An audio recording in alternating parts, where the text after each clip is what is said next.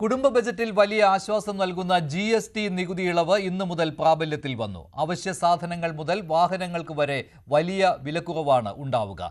ജീവൻ രക്ഷാ മരുന്നുകൾക്കും വില കുറയും. അതേസമയം ആഡംബര വാഹനങ്ങൾക്കും കാർബണേറ്റഡ് പാനീയങ്ങൾക്കുമൊപ്പം ലോട്ടറിയുടെ നികുതിയും 40% ഉയർത്തിയിട്ടുണ്ട്. GST ഇളവ് സംസ്ഥാനത്തിന് വലിയ നഷ്ടമുണ്ടാക്കുമെന്നാണ് ധനകാര്യമന്ത്രിയുടെ പ്രതികരണം. പുതിയ GST സ്ലാബുകൾ സാധാരണക്കാർക്കടക്കം വലിയ രീതിയിൽ ഉപയോഗപ്രദമാകുമെന്നാണ് വിലയിരുത്തലുകൾ വരുന്നത്. നിലവിൽ 0%, 5%, 18%, 40% എന്നിങ്ങനെയാണ് GST സ്ലാബുകൾ വരുന്നത്. ഇതിൽ നമ്മൾ രാവിലെ എണീക്കുന്നത് മുതൽ നമ്മൾ ഉറങ്ങുന്നത് വരെ നമ്മൾ ഉപയോഗിക്കുന്ന മിക്ക സാധനങ്ങൾക്കും വില വലിയ രീതിയിൽ കുറഞ്ഞു എന്നുള്ളതാണ് ഏറ്റവും പ്രധാനപ്പെട്ട കാര്യം. കേന്ദ്ര സർക്കാരിന് ജനപ്രീതി നേടുന്ന ഒരു തീരുമാനത്തിലേക്കാണ് ഇപ്പോൾ കാര്യങ്ങൾ എത്തിയിരിക്കുന്നത്.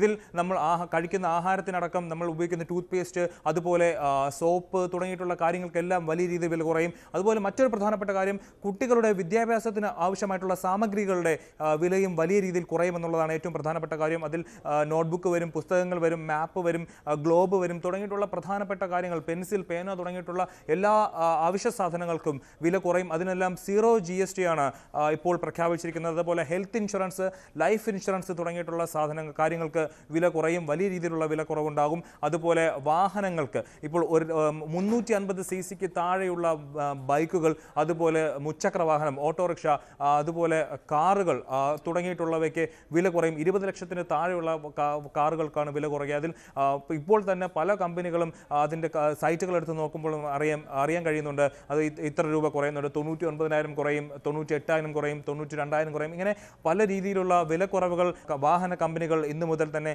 അവരുടെ സൈറ്റുകളിൽ പ്രദർശിപ്പിക്കുന്നുണ്ട്. അതുപോലെ തന്നെ ഇപ്പോൾ 1 ലക്ഷം രൂപയുടെ ഒരു ബൈക്ക് ആണെന്നുണ്ടെങ്കിൽ അതിന് 10,000 രൂപ വരെ വില കുറയും. അവശ്യ മരുന്നുകൾക്ക് വില കുറയും. അതാണ് ഏറ്റവും പ്രധാനപ്പെട്ട കാര്യം.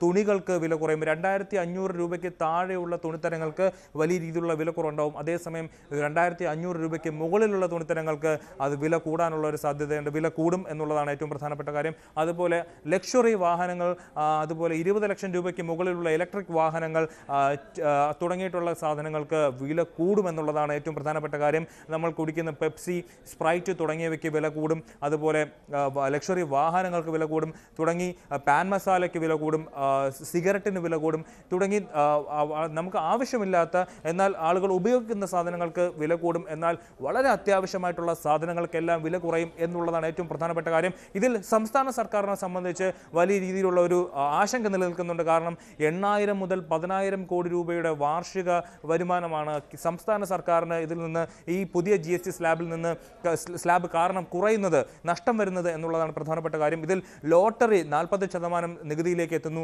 ലോട്ടറിക്ക് നികുതി കൂടുമ്പോൾ അതിന് ആനുപാതികമായിട്ടുള്ള ലോട്ടറി വില കൂട്ടാൻ കഴിയില്ല. കാരണം ലോട്ടറി വില കൂട്ടിയാൽ വിൽപ്പന കുറയും എന്നുള്ള ഒരു കാര്യം സർക്കാരിന് മുന്നിലുണ്ട്. അതുകൊണ്ട് തന്നെ ലോട്ടറിക്ക് വില കൂടില്ല.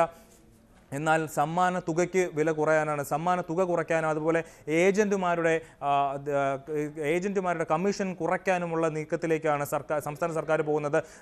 ഇത്തരത്തിൽ 8,000 മുതൽ 10,000 കോടി രൂപ വരെ സർക്കാരിന് കുറവ് വരുന്നതിനാൽ, നഷ്ടം വരുന്നതിനാൽ GST സ്ലാബിൽ, അതായത് 60% GST തുക സംസ്ഥാന സർക്കാരുകൾക്ക് കൊടുക്കണമെന്നുള്ള ആവശ്യമാണ് കേരളത്തിൽ നിന്ന് ഉയരുന്നത്.